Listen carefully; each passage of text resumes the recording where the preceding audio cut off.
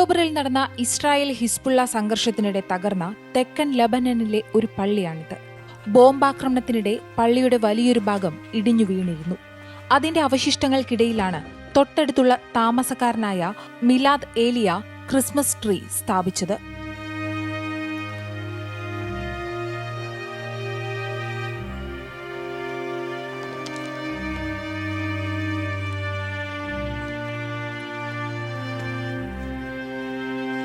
ഏത് പ്രതിസന്ധിയുണ്ടെങ്കിലും ഈ ക്രിസ്മസ് കാലം ശ്രദ്ധിക്കപ്പെടാതെ പോകരുതെന്ന് ഏലിയ പറയുന്നു. എല്ലാ വർഷവും ക്രിസ്മസ് സമയത്ത് പ്രത്യേകം പ്രാർത്ഥനകളും ആഘോഷമായ കുർബാനയും നടത്തപ്പെട്ടിരുന്ന ഇടമായിരുന്നു ഇത്. നിർഭാഗ്യവശാൽ ഈ വർഷം ഒരു ക്രിസ്മസ് ട്രീ ഉണ്ടാക്കാൻ മാത്രമേ സാധിച്ചുള്ളൂ. ഏലിയ കൂട്ടിച്ചേർത്തു. الكنيسة تعرضت بالعدوان الأخير لدمار نتيجتها كان قشط الحيط بسببه كانت القاعة مستهدفة. هذا الشيء اللي أثر للدمار.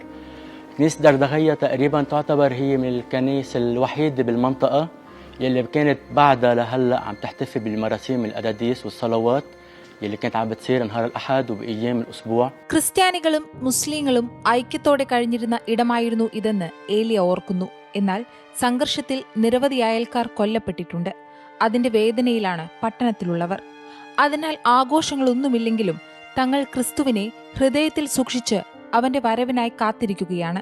رغم كل شيء ما حبينا هالعيد يمرق مرور الكرام علينا خاصة بضيعتنا يلي كانت كل سنة بتزين للكريسماس.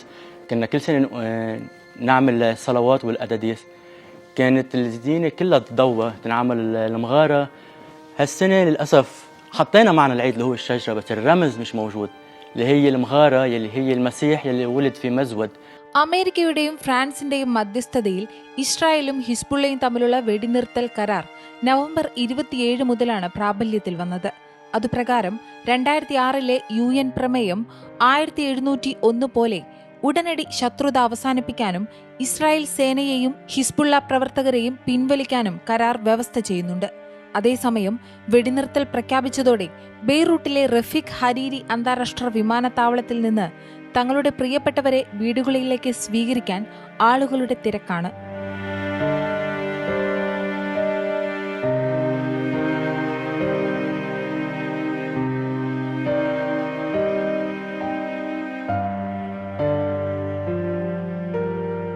ഒരിക്കൽ കൂടി തന്റെ മാതാപിതാക്കളെ കാണാൻ കഴിയുമെന്നോ വീട്ടിലേക്ക് വരുമെന്നോ പ്രതീക്ഷിച്ചിരുന്നില്ലെന്ന് ലെബനീസ് പ്രവാസിയായ നങ്കം പറയുന്നു. സംഘർഷത്തിന്റെ ഭീകരാവസ്ഥയിൽ നിന്നും ശാന്തമായ ക്രിസ്മസ് അവധിക്കാലം ആഘോഷിക്കാനെത്തിയെന്നത് വിശ്വസിക്കാനാകില്ലെന്നും അവർ പറഞ്ഞു.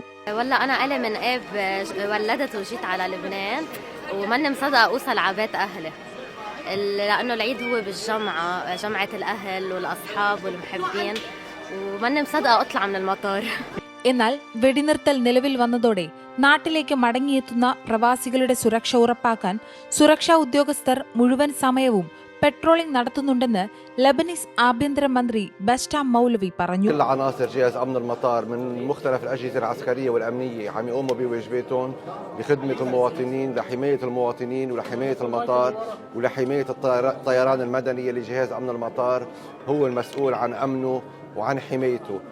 هيدي الجولة لها هدف مزدوج، هدف الاطمئنان على المطار خلال الأعياد وكمان نشوف من المواطنين إذا عندهم أي مشاكل أو أي شكاوى والحمد لله المواطنين كتير مرتاحين. وكمان لنأكد ونرجع نشوف عن قرب الإجراءات التفتيشية المشددة اللي عم يتخذها المطار واللي عم يتخذها جهاز أمن المطار.